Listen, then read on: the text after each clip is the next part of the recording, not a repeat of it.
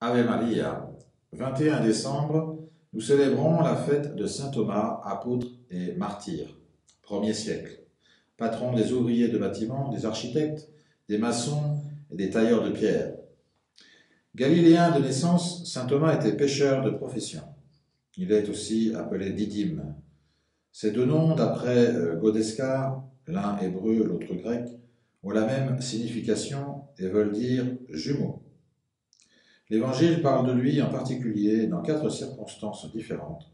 La première est qu'après la mort de Lazare, frère de Marthe et de Madeleine, quelques-uns des disciples voulant détourner leur maître d'aller en Judée, parce que les pontifes et les pharisiens complotaient contre lui, il ne partageait pas cet avis et s'écria vaillamment « Allons-y, nous aussi, nous-mêmes, et mourons avec lui. » Et « Eamus et nos, ut moriamur cum illo. » La seconde est lorsque Jésus, leur parlant, la nuit de la Cène, des diverses demeures de la maison de son Père et du lieu où il allait, il ajouta, je cite, « Vous savez où je vais et vous en savez la voie. » Fin de citation. Saint Thomas, désireux d'apprendre ce chemin, lui dit, je cite, « Seigneur, nous ne savons où vous allez.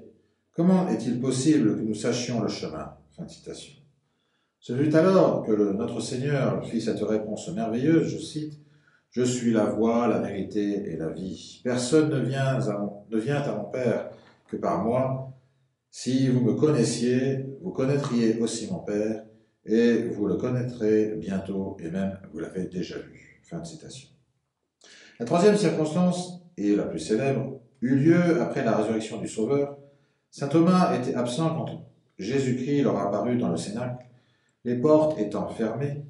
À son retour, les apôtres lui dirent « Nous avons vu le Seigneur !» Mais lui s'écria « Si je ne vois dans ses mains les trous produits par les clous, si je ne mets le doigt et la main dans son côté, je n'y croirai pas. » Au bout de 8 jours, notre Seigneur apparut de nouveau à ses apôtres, et après leur avoir donné sa paix, s'adressant à saint Thomas, ainsi, je cite, « Porte ton doigt ici, lui dit-il en lui montrant ses mains, et mets ta main dans mon côté, et ne sois plus incrédule, mais fidèle. » C'est alors que l'apôtre, sentant sa foi se réveiller, laissa échapper ce cri, « Dominus meus et Deus meus, mon Seigneur et mon Dieu. » Et le maître lui dit, « Parce que tu m'as vu, Thomas, tu as cru.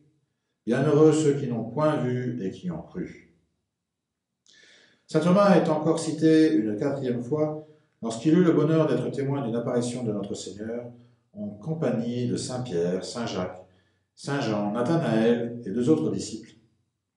Après la Pentecôte, il prêcha l'Évangile dans Jérusalem et dans la Judée. Il fut persécuté, saisi et fouetté par les Juifs. Dans les partages que firent les apôtres entre eux pour évangéliser le monde, il fut dirigé vers l'Orient. C'est là qu'il trouva les mages, auxquels il fit le récit de la passion, de la mort et de la résurrection de notre Seigneur. Il les baptisa et les associa au ministère de l'Évangile, disent les petits bollandistes, afin qu'ils puissent travailler à la conversion des âmes. On croit qu'il alla porter la foi chez les Éthiopiens, les Abyssins, les Parthes, les Mèdes, les Perses, les Hyrcaniens, les Brahmanes.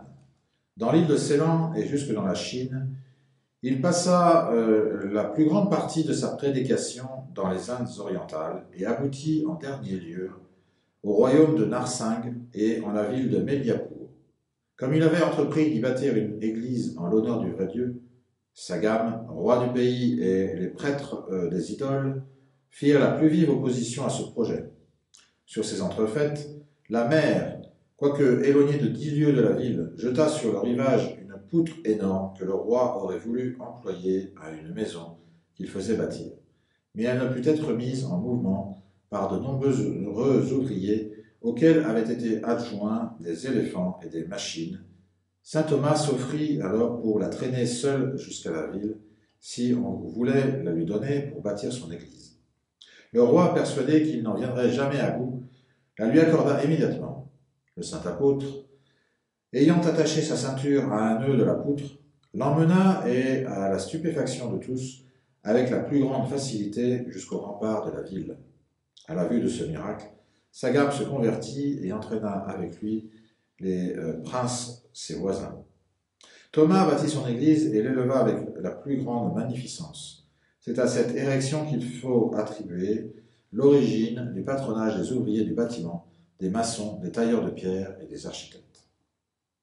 Les succès obtenus par le saint apôtre avaient tellement exaspéré les brahmanes que l'un de ses prêtres, pendant qu'il priait agenouillé, le tua d'un coup de lance. D'autres croient qu'il fut lapidé par des soldats.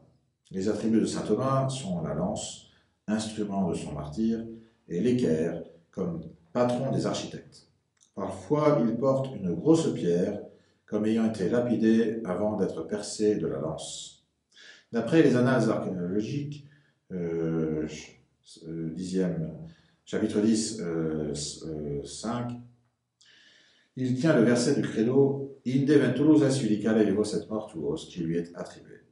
Après le même ouvrage, livre 5, page 225, le béryl ou aigue marine a été assigné à l'apôtre Thomas.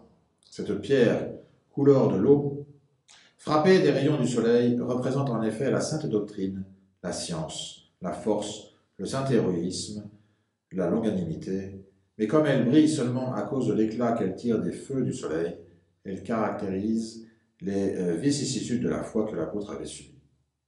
Ordre de Saint Jean et de Saint Thomas, la marque de l'ordre est une croix pâtée de gueules chargée des deux saints. Il fut institué en 1254. Il s'est éteint en Syrie par la domination des infidèles et s'est continué en Portugal par les chevaliers qui y étaient demeurés. Ribadenera, les petits bollandistes.